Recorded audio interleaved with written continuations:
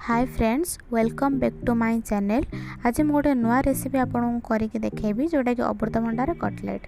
देखंतु एठी गोटे अमृतभंडा मीडियम साइज रो आलू को मु सिझेकी नहीं जाइछि। तो एडा को किछि समय पय आमे ठंडा हवा पय छाडी नबा। तापरे मु एथिरे चकुटी की भलो भाबरे देखंतु पेस्ट प्रस्तुत करि दउछि।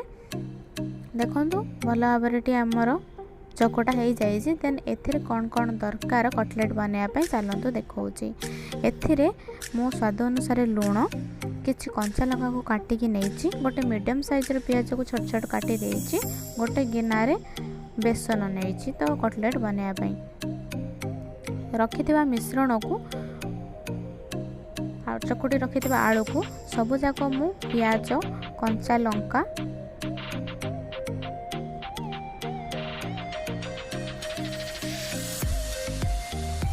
स्वाद अनुसार लुण सबु जाक पकईकि भल भाव में मिक्स करुच्ची। आउ बेसन अमृतभंडार ध्यान रखिए बहुत सारा जल अंश थाए, तो आपड़ से अनुसार बेसन ऐड करेंगे। ठीक अच्छे देखो मिश्रण केते सुंदर भाव में प्रस्तुत हो जाइए। तो ये मुझे फ्लेवर कलर पाई मु काश्मीरी चिली फ्लेक्स ऐड करुच्ची, चिली पाउडर ऐड करुच्ची। देखो ये गिनारे मु गिने ही नहीं। चलते एथिरे मु बेटर प्रस्तुत करवा जोटा कि आमर मैदारे। तो आमर कटलेट प्रस्तुत ପାଇଁ दरकार गोटे गिना पानी रे मु 2 स्पून मैदा पकईकि पानी प्रस्तुत कर देइछि। तो एक बर्तमान आम साइड करदबा। देन कटलेट रे प्रस्तुत करबा एथिरे मु किछि टमाटो ऐड करिछि जोटा कि चटपटा फ्लेवर ପାଇଁ। कटलेट बनवाई दरकार जोटा कि मैदा आउ ये रखा जाइथिबा सुजी को टिके हल्का भाजिकी नहीं जाइछि। देन चलतु कटलेट बनैबा। कटलेट आपण को निज इच्छा सेप दे पारिबे, चाहिए गोल सेप दे पारिबे, सिलिंडर सेप भी दे पारिबे। एथिरे मो हाथ रे किछि ऑयल लगेई मिश्रण सहायता रे मु कटलेट प्रस्तुत करूछि।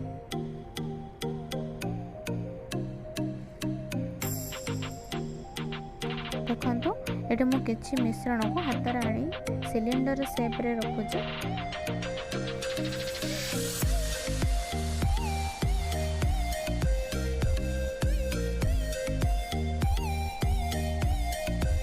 कर सारा पर आप सिलिंडर सेप दे सारा पर देन फास्ट मैदा रे ताकू टिके गड़े देबे। मैदा रे भलो भाव में मिसी सारा पर ऊपरटा देन आपण रखिथिबा मैदार पानी रे माने बेटर रे ताकू पके देबे। पके सारा पर हल्का सेटा भिजी सारा पर ताकू उठे देबे। उठे काणी सारा पर भाजी के रखिथिबा आपण सुजी रे ताकू ऐड करिवे।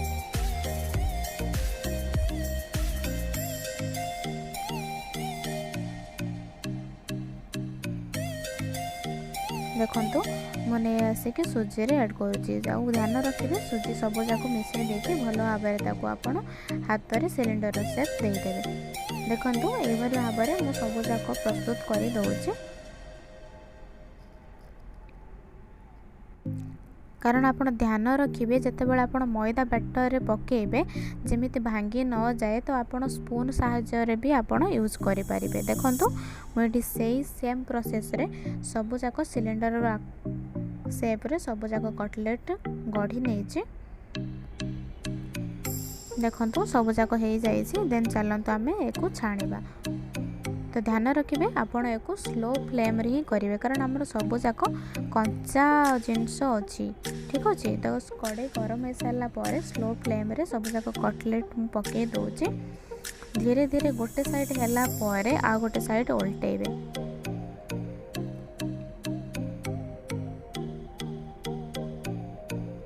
देखो मुझे कटलेट नहीं आउ गोटे सेप रे देइछि। देखो राउंड सेप रे मु नेइछि। एठी देखो कटलेट भाजी की पूरा भल भाव में रेडी हो जाइछि। केते सुंदर भी देखा जाउछि, गोल्डन कलर ब्राउन भी आसी जाइछि। ए रेसिपी को करी घरे निश्चित खांतु। जदि मो रेसिपीटी भल लगी तो फ्रेंड मानू शेयर करने को भूलें। केमिति लागिला कमेंट बॉक्स रे जणाइबे।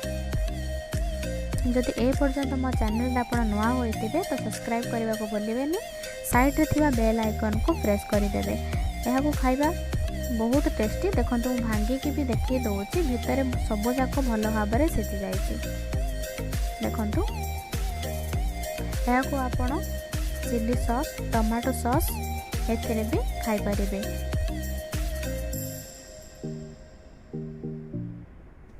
देखंतु प्रस्तुत हो जाइए।